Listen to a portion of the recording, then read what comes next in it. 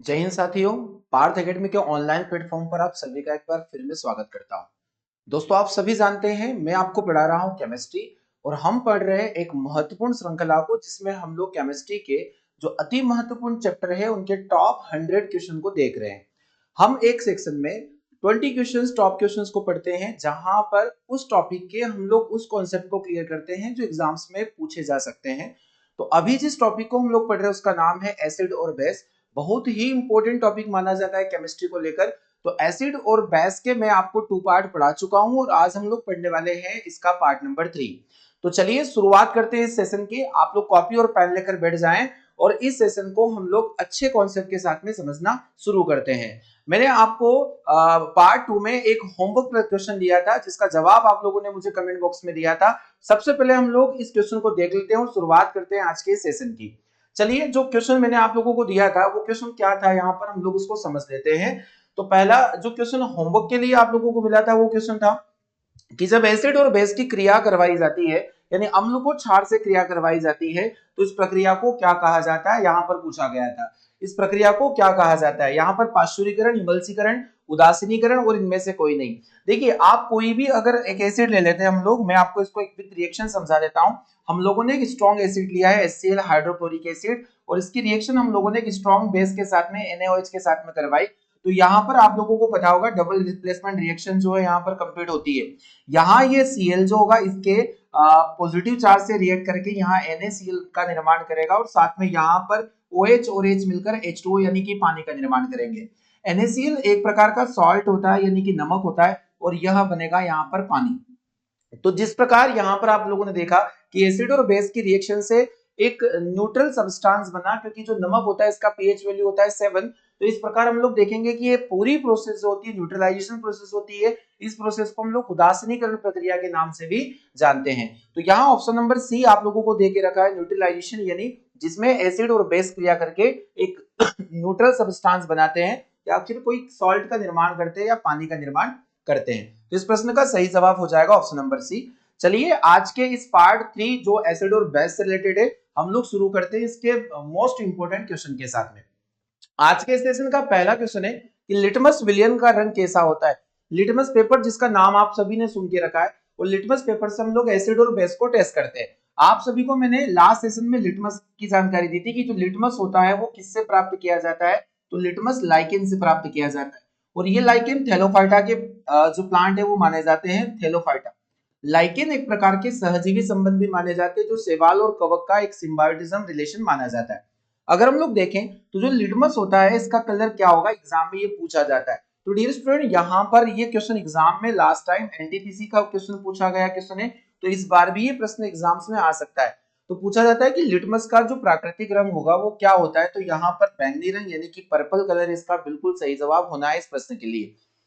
Exams में काफी बार ये एग्जाम में क्वेश्चन रिपीट हो चुका है, आपको बताना है कि लिटमस विलियन का जो रंग होगा रंजक का वो कैसा होता है, तो बैंगनी रंग होगा। अब लिटमस किस प्रकार इंडिकेशन करता है, तो हम लोग अगर देखेंगे तो अगर हम लोग एसिड में लिटमस पेपर को डुबोते हैं तो एसिड को ये क्या करेगा कि यह नीला लिटमस जो होगा ये लाल में कन्वर्ट हो जाएगा, यानी ये ब्लू टर्न हो जाएगा रेड में।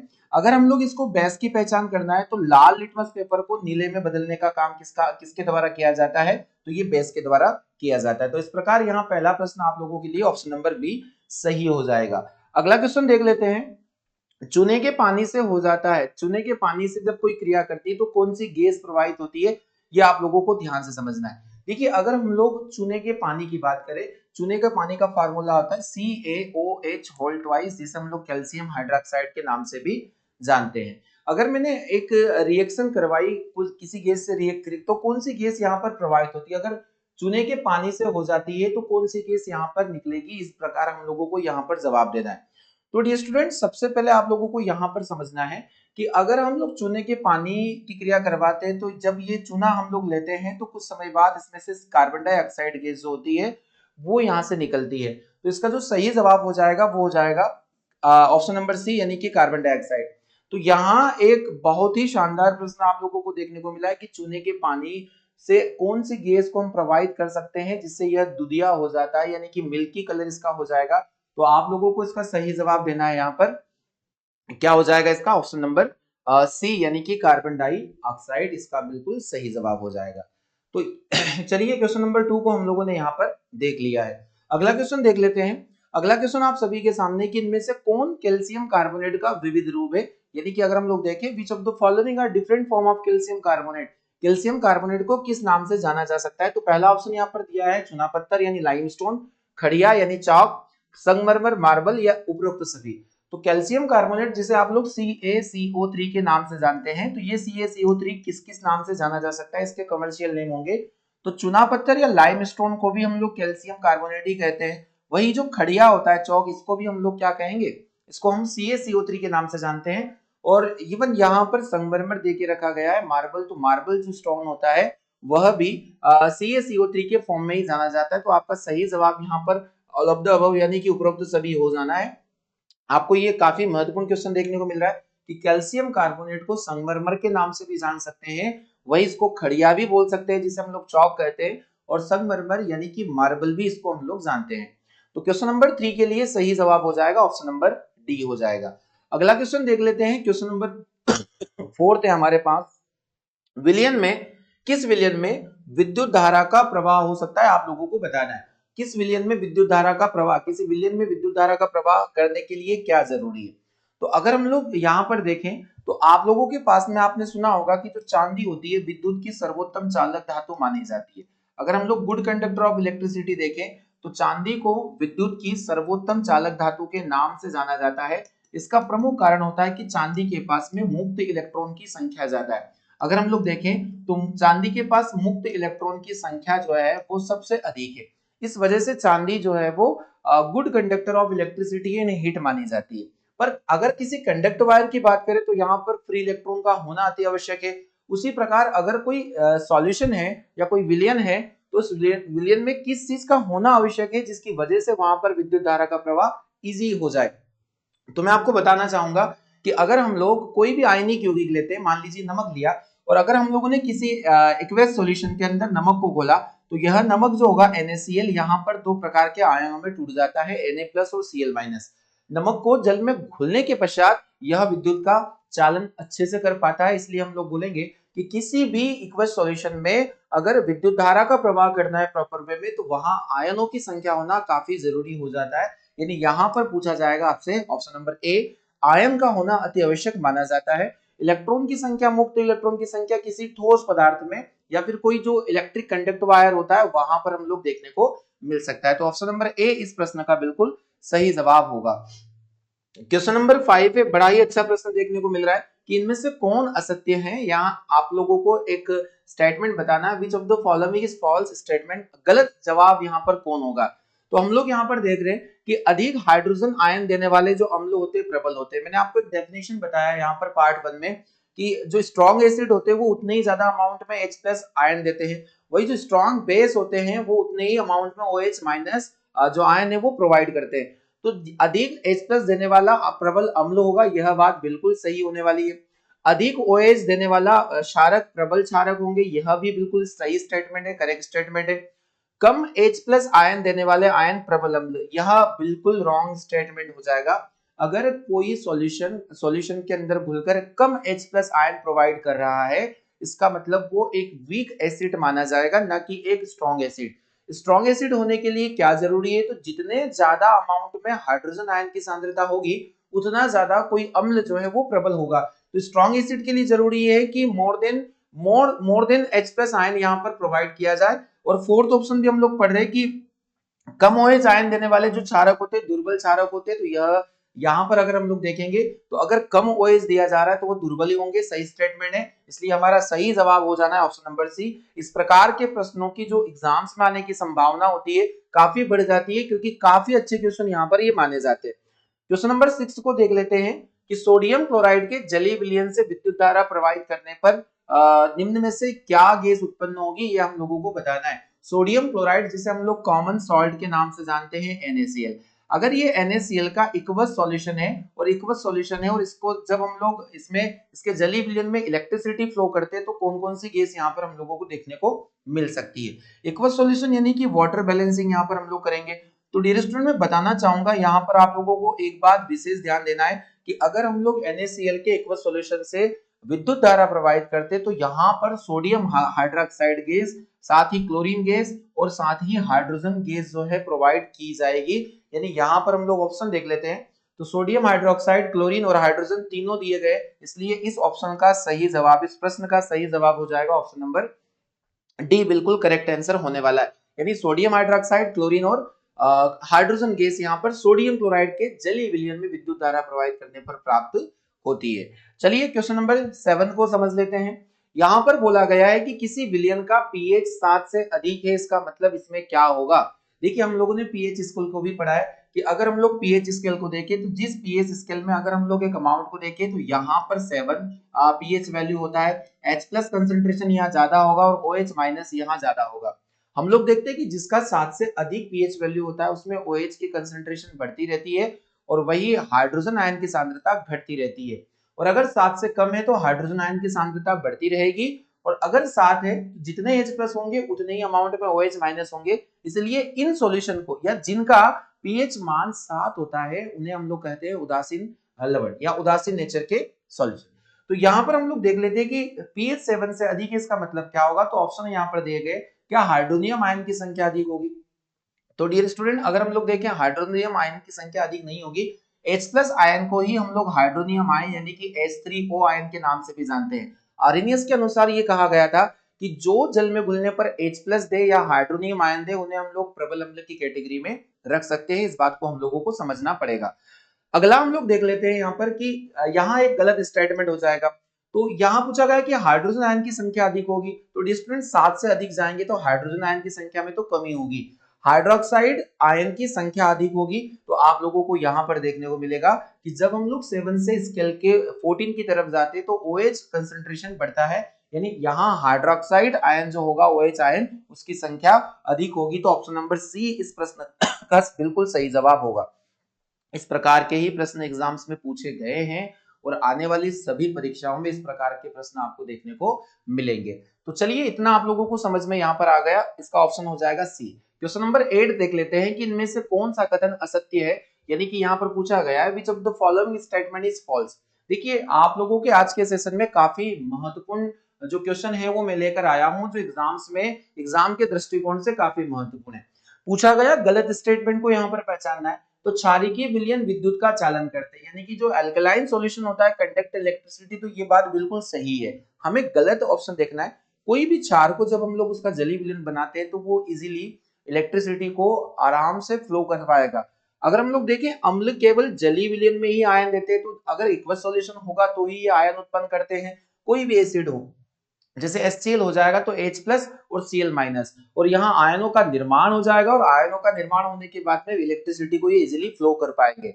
हाइड्रोजन आयन जल में स्वतंत्र रूप से नहीं रह सकते, तो यह स्टेटमेंट अगर हम लोग देखें तो यह भी बिल्कुल सही स्टेटमेंट है। अगर हम लोग हाइड्रोजन, हमने देखा है कि आर्रेनियस ने कहा है कि अम्ल जल में घुलने पर H प्लस देते हैं और यही H प्लस अगेन जल से क्रिया करके हाइड्रोनियम आयन का निर्माण करता है। तो हाइड्रोनियम आयन प्रदान करना भी अम्लों की एक खास बात या विशेषता मानी जाती है। तो हाइड्रोजन आयन जल में स्वतंत्र नहीं रह सकता, यह भी सही स्टेटमेंट है। पूछा गया कि all bases are soluble in water, क्या सभी क्षारक जल में घुलनशील होते, तो यह गलत स्टेटमेंट हो जाएगा। देखिए मैं आपको बता रहा हूं कि यहाँ पूछा गया है कि बेस क्षारक और क्षार में क्या अंतर होता है, क्षारक और क्षार में क्या अंतर होता है। अगर हम लोग इसको बोल दें तो ये क्षारक होता है और ये क्षार होता है। तो एग्जाम्स में पूछा गया कि जितने भी बेस है क्या वो एल्कली होते हैं, तो क्या वो एल्कली होते, तो इसको हम लोग समझ लेते हैं। देखिए जो क्षारक जल में घुल सकते हैं, जो क्षारक या जो बेस जल के अंदर डिसॉल्व इजीली हो सकते हैं, उन्हें ही हम लोग किस नाम से जानेंगे, एल्कली के नाम से जानेंगे, यानी कि क्षार के नाम से जानेंगे। एग्जाम में पूछा जाता है क्षारक को भस्म के नाम से भी जाना जाता है। तो ध्यान रखना है कि सभी क्षारक क्षार नहीं हो सकते, पर जितने भी क्षार होते हैं वो क्षारक होते हैं। एक बार फिर से मैं स्टेटमेंट को दोहरा देता हूं कि जितने भी क्षारक होंगे अगर ये जल में घुल सकते हैं तभी उन्हें हम लोग क्षार के नाम से जानेंगे। यानी जो बेस वाटर सोल्यूबल होते हैं उन्हें एल्कली के नाम से जाना जाता है। तो यहाँ सभी क्षारक जल में घुलनशील होते हैं, यह गलत स्टेटमेंट हो जाएगा। कुछ ही क्षारक होते हैं जो जल में घुलनशील हो सकते हैं। चलिए अगला क्वेश्चन देख लेते हैं। अगला प्रश्न आप सभी के सामने कि विरंजक चूर्ण का निर्माण किससे होता है, ब्लीचिंग पाउडर का निर्माण हम लोग किससे करते हैं। सबसे पहले हम लोग समझ लेते हैं कि जो ब्लीचिंग पाउडर है विरंजक चूर्ण, इसका फॉर्मूला होता है CaOCl2, कैल्शियम ऑक्सीक्लोराइड या कैल्शियम हाइपोक्लोराइड के नाम से जाना जाता है। अगर हम लोग इसके निर्माण की प्रोसेस समझे तो आप लोगों को यहाँ पर बहुत अच्छे से समझना है कि हम लोग यहाँ निर्माण करते किससे। तो शुष्क बुझे हुए चूने, शुष्क बुझे हुए चूने पर, जो चूना होता है चूने पर CaOH होल ट्वाइस, इस पर क्लोरीन गैस प्रवाहित करने पर हमें विरंजक चूर्ण प्राप्त होता है।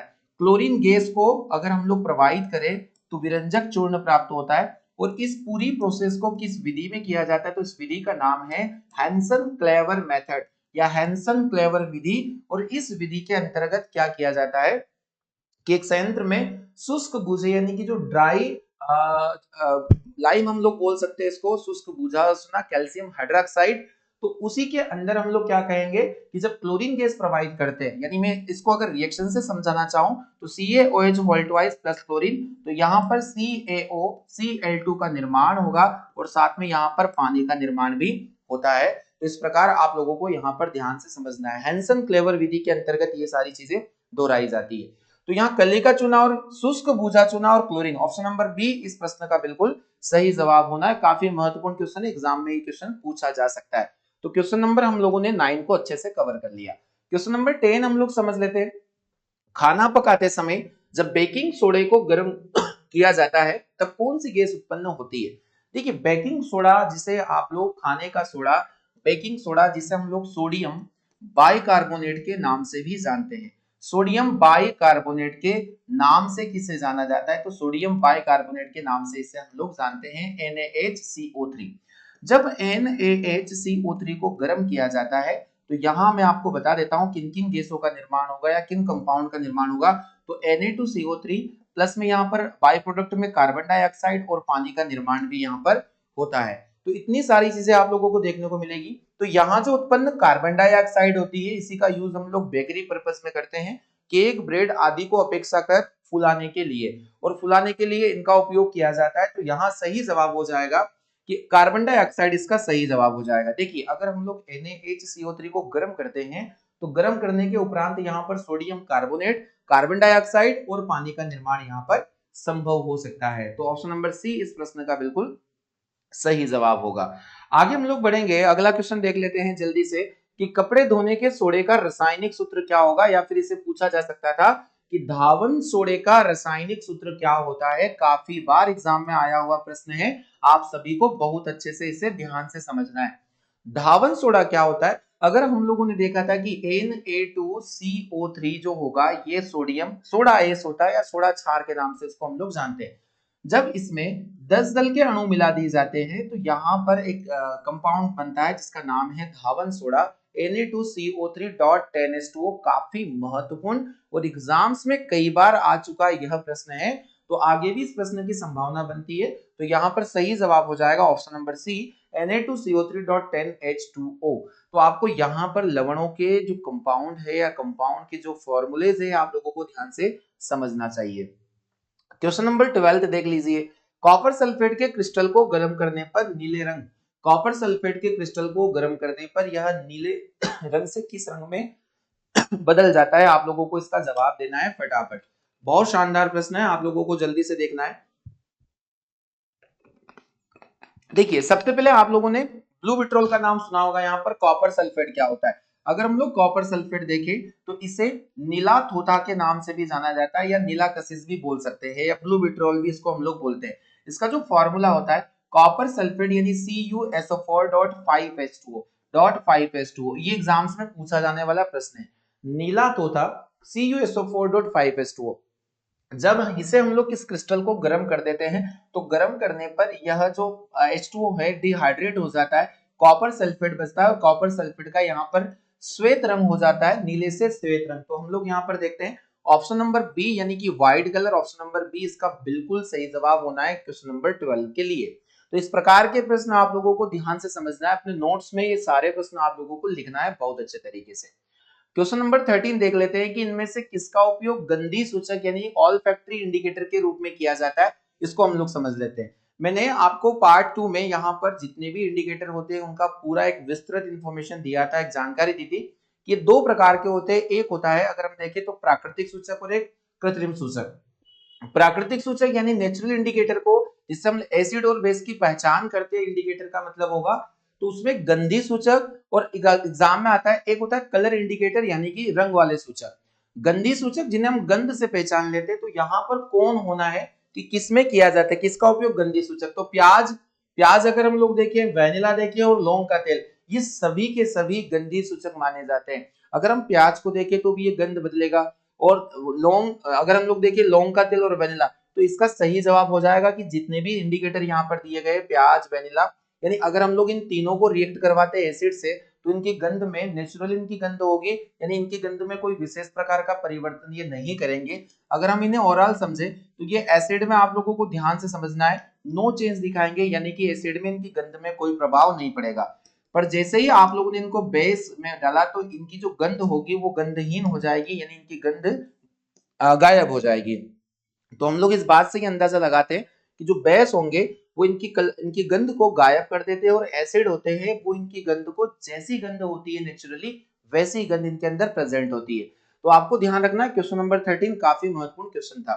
क्वेश्चन नंबर 14 है पीएच इज इक्वल टू क्या होगा। देखिए आप लोगों ने शायद इस क्वेश्चन को पहले नहीं पढ़ा होगा, पर ये एग्जाम में पूछा गया क्वेश्चन है। आप लोगों को यहाँ पर बताना है कि पीएच बराबर क्या। अगर पीएच का डेफिनेशन हम लोग देखें तो आप लोगों को एक वैज्ञानिक का नाम यहाँ पर याद रखना है, आर्हेनियस वैज्ञानिक। और आर्हेनियस ने कहा था, आप इस स्टेटमेंट को लिख दीजिएगा क्योंकि आप लोगों को यहाँ पर सुनकर ही लिखना पड़ेगा, कि आर्हेनियस के स्टेटमेंट के अनुसार कि किसी भी सॉल्यूशन का पीएच वैल्यू जब हम लोग निकालते हैं तो वह किसके बराबर होगा। तो ये जो पीएच वैल्यू किसी भी सॉल्यूशन का होता है उसमें उपस्थित हाइड्रोजन आयन की सांद्रता, हाइड्रोजन आयन की सांद्रता का ऋणात्मक लघुगणक होता है। यानी कि अगर हम लोग देखें पीएच मान, किसी विलयन का पीएच मान, उसमें उपस्थित हाइड्रोजन आयन की सांद्रता का ऋणात्मक लघुगणक होता है। तो पीएच इक्वल टू कितना हो जाएगा, तो यहां हो जाएगा माइनस लॉग एच प्लस। अगर हम लोग देखें तो ऑप्शन नंबर ए बिल्कुल सही जवाब हो जाएगा। तो एक बार और मैं इस स्टेटमेंट को रिपीट कर देता हूं, किसी भी विलयन का पीएच मान, उसमें उपस्थित हाइड्रोजन आयन की सांद्रता का ऋणात्मक लघुगणक होता है। और इस बात को हम लोगों ने मैथमेटिकल फॉर्म में इस प्रकार लिख दिया। सही जवाब हो जाएगा इसका option number A. Question number 15 की ओर रुख करते हैं। क्वेश्चन नंबर 15 आप सभी के सामने है, देख लीजिएगा, काफी अच्छा क्वेश्चन है। अम्ल और क्षारक वह पदार्थ हैं जो जलीय घोल में क्रमशः हाइड्रोजन आयन और हाइड्रोक्साइड आयन देते हैं। और सभी स्टूडेंट्स को जो इस वीडियो पर कंटिन्यू है, चैनल पर कंटिन्यू है, इसका जवाब इजीली आता होगा कि किसने ये स्टेटमेंट दिया था कि जो जल में घुलकर H प्लस और OH माइनस देता है। तो यह स्टेटमेंट था आर्हेनियस के स्टेटमेंट के अनुसार। आर्हेनियस ने एक बात बोली थी कि जो H प्लस देता है वो एसिड होगा, जो OH माइनस देता है वह बेस माना जाएगा। और किसने ये कहा था कि जो एसिड होते हैं वो प्रोटॉन दाता होते हैं और बेस होते हैं प्रोटॉन ग्राही होते हैं। तो यह बात ब्रोस्टेन और लॉरी के द्वारा की गई थी। वही अगर हम लोग लुईस एसिड और लुईस कॉन्सेप्ट को समझे तो लुईस के अनुसार अम्ल वे पदार्थ होते हैं जो इलेक्ट्रॉन के निर्जन जोड़े को ग्रहण करते हैं, और वही क्षार वे पदार्थ होते हैं जो इलेक्ट्रॉन के निर्जन जोड़े यानी लॉन पेयर ऑफ इलेक्ट्रॉन को इजीली डोनेट कर सकते हैं।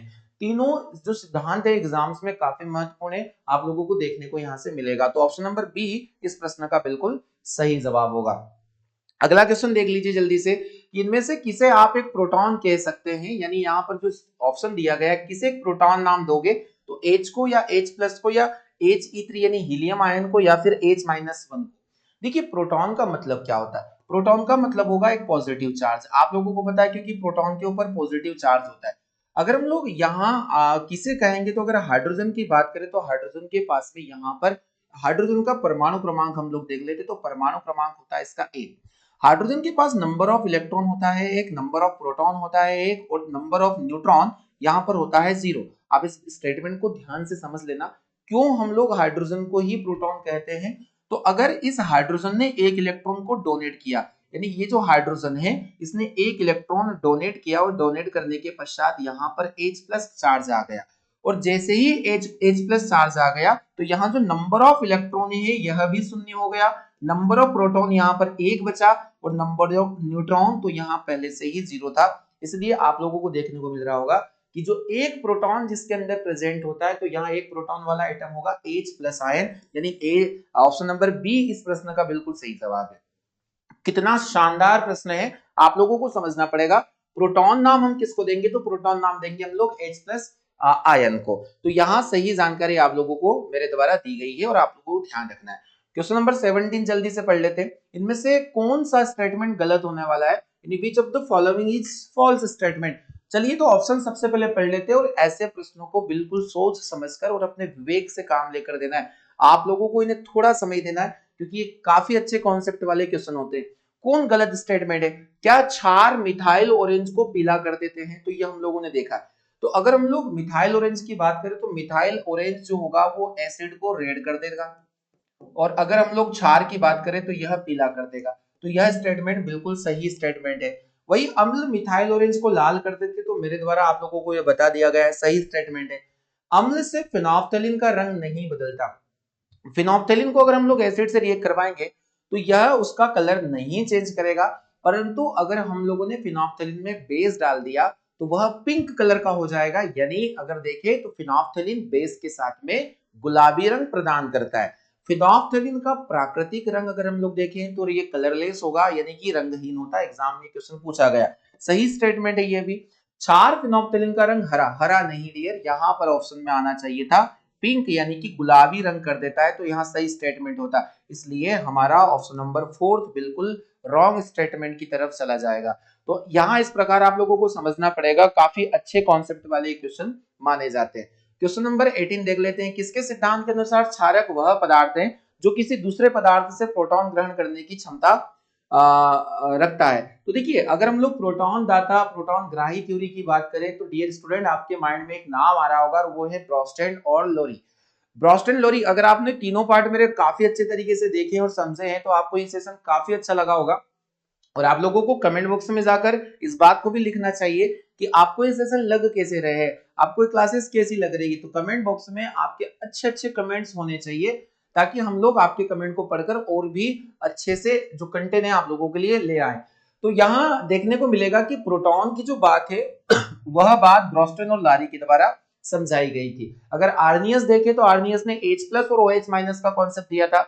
और वही अगर लेविस की बात करें तो लेविस ने कहा था कि जो अम्ल होंगे वो इलेक्ट्रॉन के लोन पेयर को ग्रहण करेंगे और क्षार उनको डोनेट करेंगे।